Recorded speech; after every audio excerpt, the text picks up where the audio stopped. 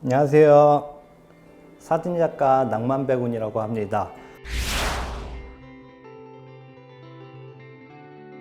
카메라와 렌즈의 선택을 오늘 여러분들께 말씀을 드릴 거예요.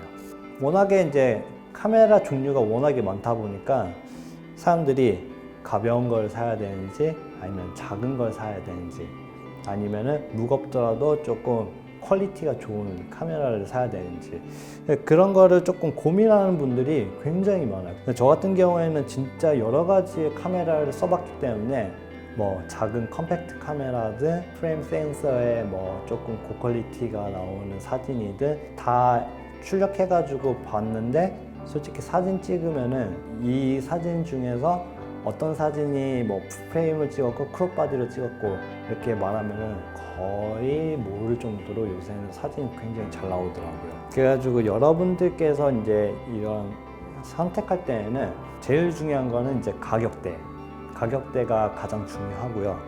가격대가 정해지면은 내가 원했던 그런 브랜드를 선택하면은 카메라 선택할 때도 조금 더 수월해질 수가 있어요. 사진 찍는 맛을 조금 내고 싶다. 내가 조금 사진 찍으면서 내가 진짜 사진을 찍는 거구나. 그런 분들은 조금 DSLR을 조금 더 추천을 해드리고요. 그것보다 좀 더 나아가서 빈티지하고 아날로그틱한 조금 느낌을 조금 더 원한다. 그런 분들은 이렇게 좀 저렴한 필름 카메라를 조금 더 추천해 드립니다.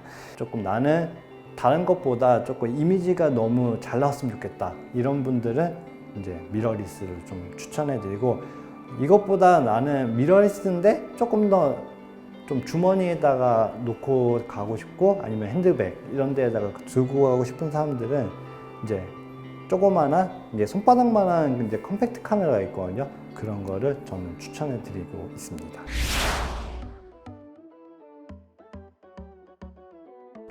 이제 카메라를 선택을 했으니까 렌즈도 선택을 해야 되겠죠. 솔직히 렌즈가 워낙에 다양하고 많다 보니까 카메라 고를 때보다 렌즈가 고를 때가 훨씬 더 어려워요. 흔히 말하는 광각 렌즈, 표준 렌즈, 이렇게 망원 렌즈 이렇게 세 개가 있고, 그 다음에 여행용 렌즈라고 해가지고 슈퍼줌 렌즈가 있어요. 그거는 광각부터 망원까지 다 있는, 그걸 다 커버할 수 있는 렌즈가 있는데 요즘 그것도 굉장히 잘 나오고 있어가지고 이런 선택권이 4가지가 있어요. 사람들이 조금 렌즈를 선택하면서 제일 궁금해하는 점들이 이렇게 화각대는 비슷비슷한데 왜 가격대가 왜 이렇게 차이가 나요? 이렇게 말씀하시는 분들이 굉장히 많거든요. 그거는 렌즈가 어떻게 만들어지고 거기에 뭐가 어떤 기능을 하고 있는지, 코팅력이나 이런 거에 따라서 또 가격대가 달라지기 때문에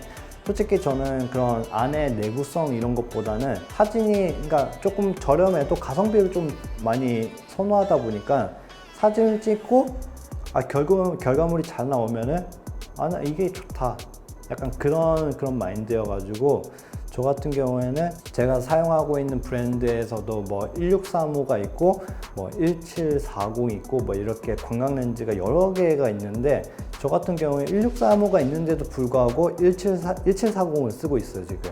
물론 1740이 조리개가 조금 더 한 단계 정도 높긴 하지만 솔직히 그 광각 렌즈에서 그렇게 2.8이 꼭 굳이 필요할 정도 그런 건 아니어가지고 4.0을 가지고 다니면서 촬영했는데 큰 무리 없었어요, 저 같은 경우에. 그 다음에 표준 화각대로 갈 수 있는데 스튜디오에나 조금 전문적으로 사진 찍는 분들은 2470이라는 약간 별명으로 치면 게르 렌즈라고 있어요. 조금 이도저도 아닌 약간 그런 렌즈인데, 그 렌즈 같은 경우에는 자체적으로 많은 화각대를 조금 더 구현하다 보니까 무게도 조금 나가는 편이에요. 대부분 거의 1.4kg 이때쯤 나가긴 하는데, 좀 렌즈도 좀 크고 한데 24mm부터 조금 준망원까지 할 수가 있으니까 내가 풍경도 찍을 수 있으면서 인물도 같이 커버할 수 있기 때문에 원렌즈로 다니기 조금 편해요. 다만 사용하다가 보면은 금방 질리는 경우가 되게 많아요. 그래가지고 이제 게르기라는 별명이 좀 붙었더라고요. 그래가지고 모든 화각대를 다 갖고는 있지만 제일 많이 쓰는 거는 50mm 화각대예요. 제가 사진 많이 공부하는 사람들이 이제 많이 듣는 말인데, 50mm 화각은 실제로 사람 눈이 보는 시선이랑 화각이 비슷하다고 해가지고 50mm가 그렇게 되게 많은 사람들한테 사랑을 받고 있는 렌즈이기도 하죠. 그래가지고 저 같은 경우에는 50mm도 뭐 필름 카메라도 50mm고 뭐 미러리스, DSLR 전부 다 50mm로 촬영하고 있기 때문에 50mm를 갖고 나가면은 풍경도 찍을 수 있고 뭐 길거리에 있는 스냅도 촬영할 수 있고, 인물도 낮은 조리기 때문에 이렇게 조금 몽환적인 사진을 찍을 수 있기 때문에, 저 같은 경우에는 만약에 그 많은 렌즈들 중에 하나를 들고 가야 한다 이렇게 하면은 저는 무조건 50mm만 들고 가거든요. 물론 이게 개개인 차가 있긴 하지만 확실히 50mm가 딱 그 중앙의 그 표준 렌즈여가지고 어떤 사람이 들고 다녀도 되게 무리 없을 그런 렌즈이더라고요. 그리고 이제 좀 사진을 찍을 때 가장 중요한 3요소라고 있어요. 이제 가장 중요한 이제 IOS 감도, 그 다음에 조리개, 셔터 스피드가 이제 맞춰줘야 이제 사진을 찍을 수가 있는데, 저 같은 경우에는 IOS 감도를 가장 먼저 체크를 해요. 그래가지고 이 환경에서 잘 어울리는 감도가 몇인지 그거를 결정을 하고, 그 다음에 조리개를 세팅을 하고, 그 다음에 셔터 스피드를 이제 조정을 하거든요.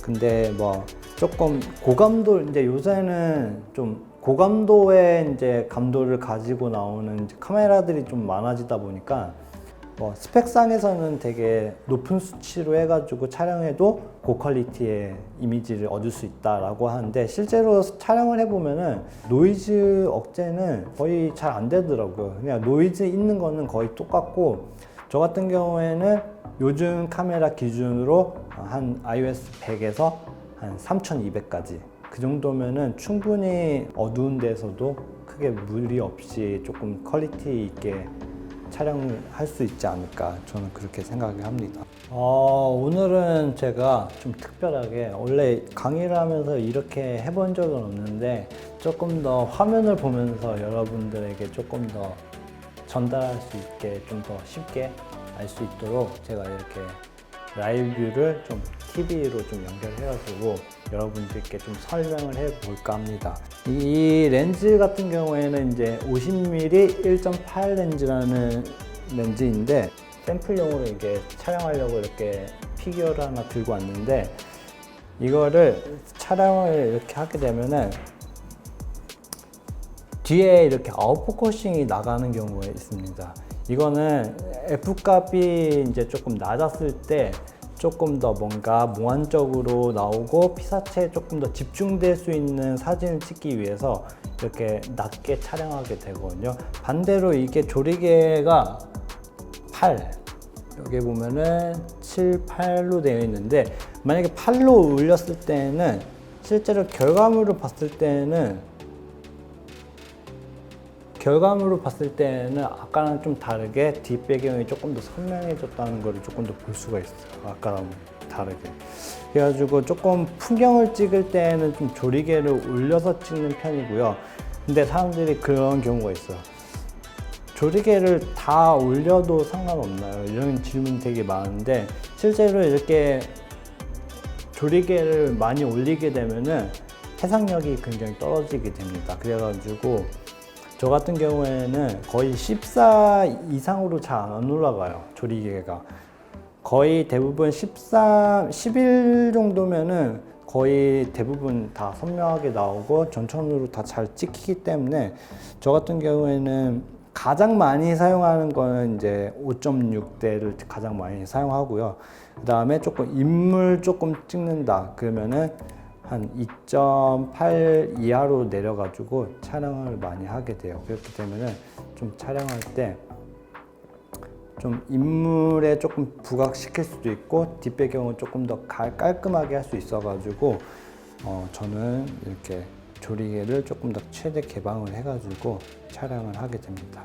저 같은 경우에는 이게 좀 M 모드로 되어 있어 가지고 조리개, 셔터 스피드, ISO를 다 컨트롤 해야 돼요. 근데 이거보다 좀 더 쉽게 촬영할 수 있는 방법이 있습니다. 제조사마다 이게 나오는 건 다 틀린데 C사 브랜드에서는 이렇게 AV라고 나오고 다른 브랜드에서는 A 모드라고 합니다. 이거를 즉 조리개 우선 모드라고 하는데, 얘 같은 경우에는 조리개는 내가 정할 수 있는데 다른 셔터 스피드는 자동으로 얘가 제어를 할 수가 있는 거예요. 그래서 그냥 좀 얘가 어느 정도 노출에 맞춰 가지고 바로 촬영할 수가 있어요. 이렇게 보면은 여기는 50분의 1초, 40분의 1초 나오는데 이쪽은 25분의 1초 뭐 이렇게 나와요. 이쪽이 조금 더 어둡다는 거죠. 근데 이 AV 모드로 사용하면서 촬영을 하게 되면은 좀 더 수월하게 촬영할 수 있는 그런 장점이 있어요. 그래가지고 내가 인물을 촬영한다 그러면은 좀 조리개를 낮춰가지고 좀 아웃포커싱을 만든 상태에서 이렇게 만약에 인물 있으면 이렇게 해가지고 촬영하면 되고요. 만약에 내가 풍경을 찍고 싶다. 풍경 같은 경우에는 전천후가 되게 깔끔하게 보여주잖아요. 그럴 때는 조리개를 한 5.6에서 아니면은 8.5, 8.0 뭐 이렇게 해가지고 맞춰가지고 만약에 촬영을 하시게 되면은 조금 더 뒤에도 같이 선명하게 나오기 때문에 좀 더 퀄리티가 좀 높은 그런 사진 이미지를 담을 수 있는 그런 특징이 있습니다.